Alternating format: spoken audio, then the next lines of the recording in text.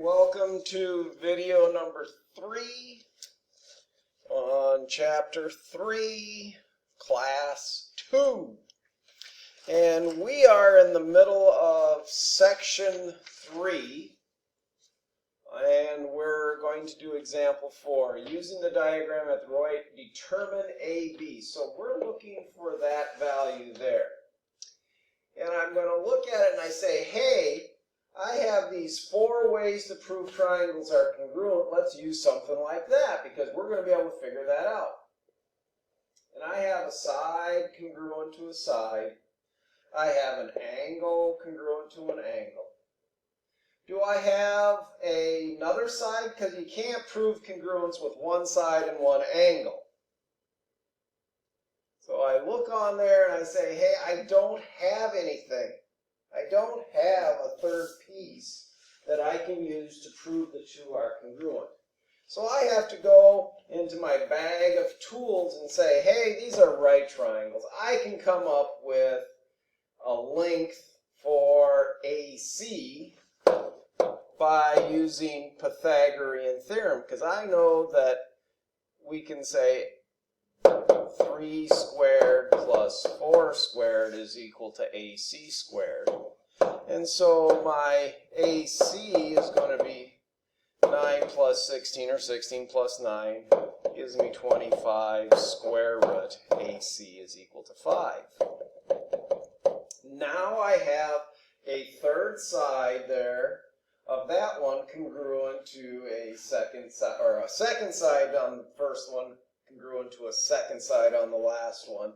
And it appears to me that I have enough information to prove that those are congruent. Now, could I use Pythagoras again and get 3 there?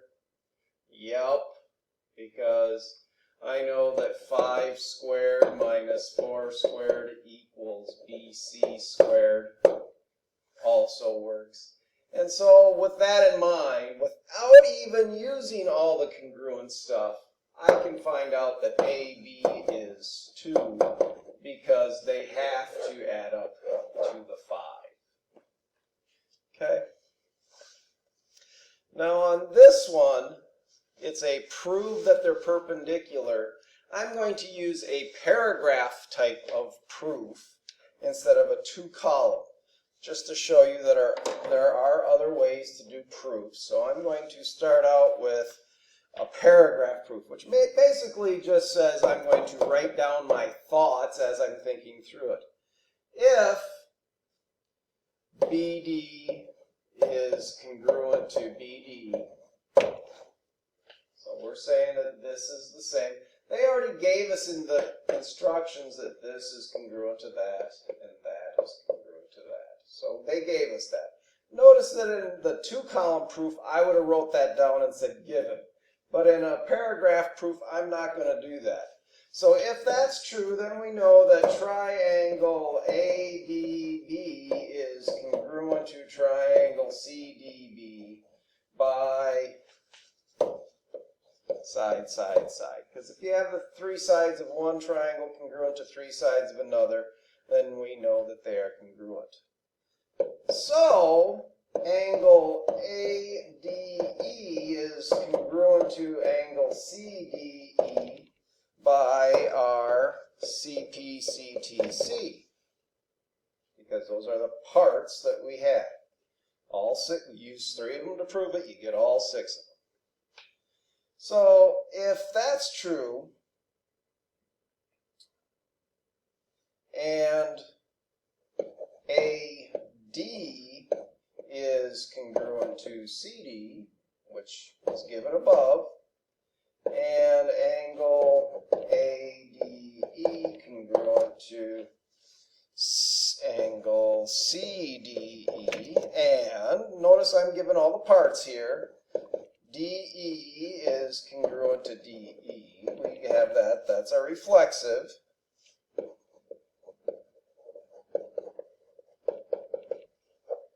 Reflexive. So then we know that triangle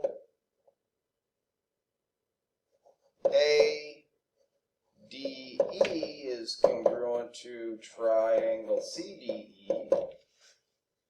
ADE, so this triangle here up above there, and this triangle CDB, that one over there, we know they're congruent to each other. And since they're congruent to each other, so angle AED is congruent to angle CED by corresponding parts of congruent triangles are congruent, and they are supplementary. How do I know they're supplementary? Because they make a linear pair, make a straight line.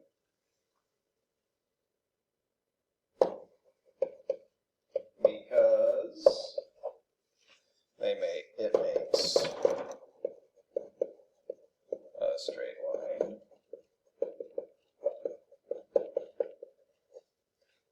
So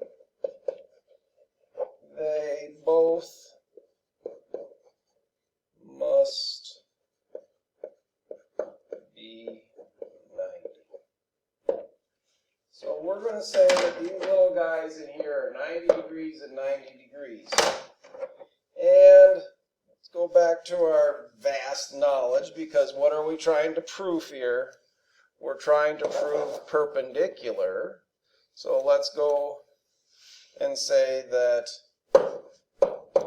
DE is perpendicular to AC because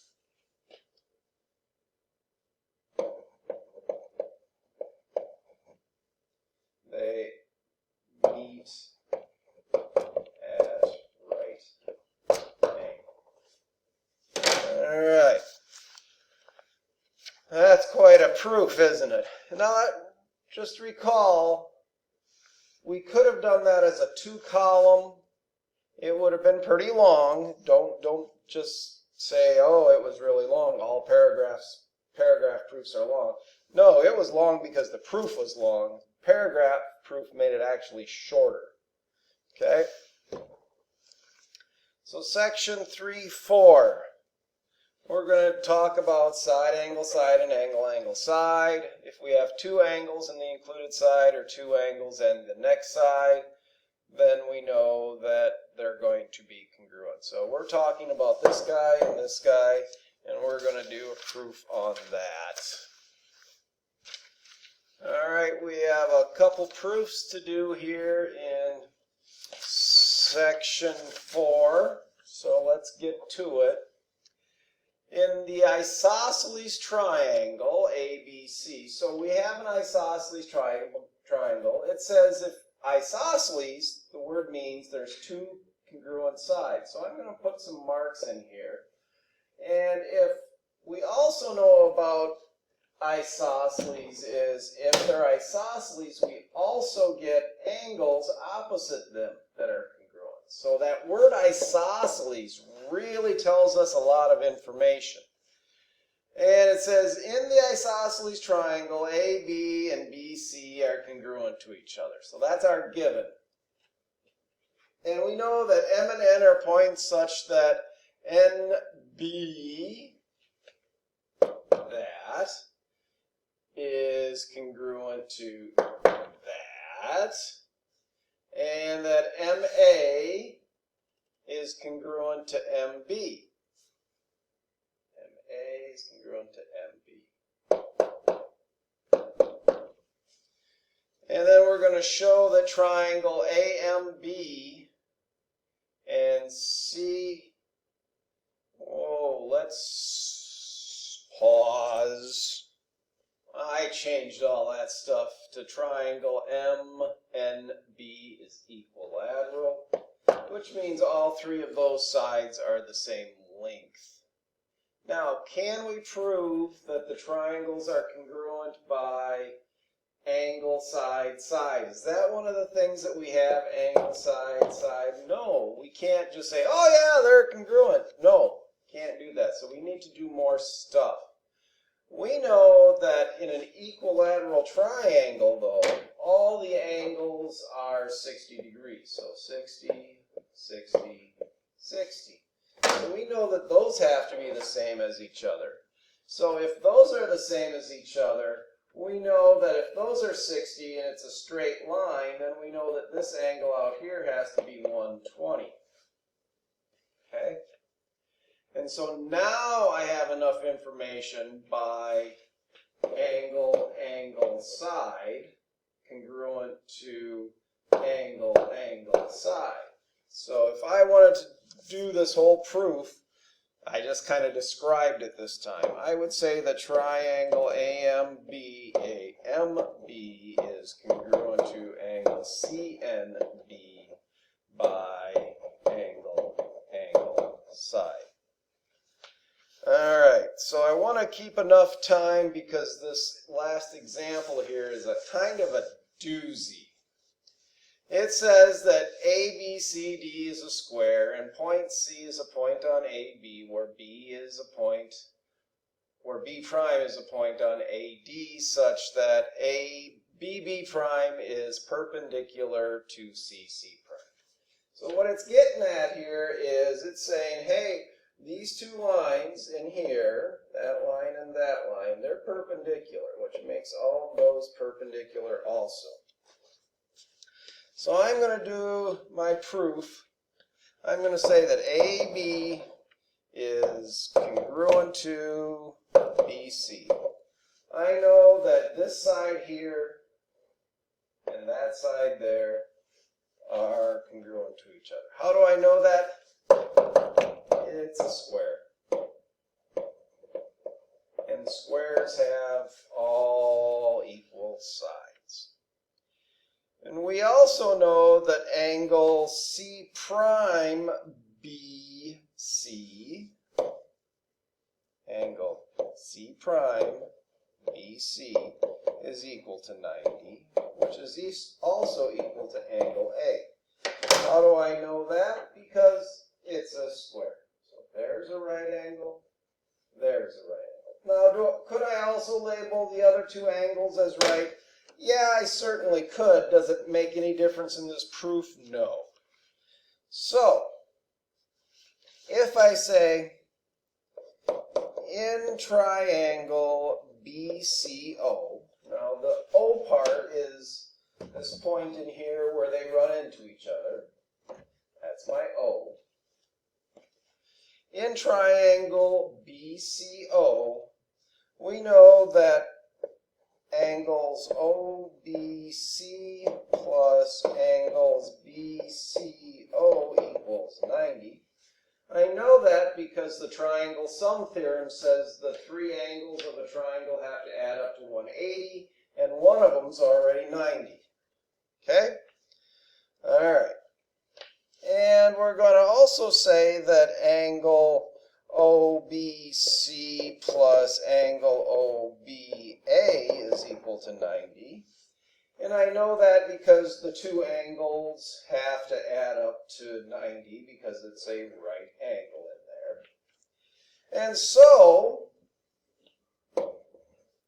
I'm going to say that angle BCO equals 90 minus angle OBC. And we also know that OBA is equal to 90 minus angle OBC. Notice that those are the same thing. So I know that angle BCO is congruent to angle OBA. Okay. Now, we don't know what angle they are, what the measure of the angle is. We don't know that. But do we know that they're equal to each other because we subtracted off the same thing here? If you subtract off the same thing from 90, they got to be the same thing. Even though we don't know the number, we know they're congruent. So then I'm going to say, hey, I know some stuff now. I know that this guy, BCO, this guy, and this guy have the same measure. Now let's look at what we had marked before. We had that marked, we had that marked, two of those. We had the right angle there, we had the right angle there. Let's look at what's marked, and I say that triangle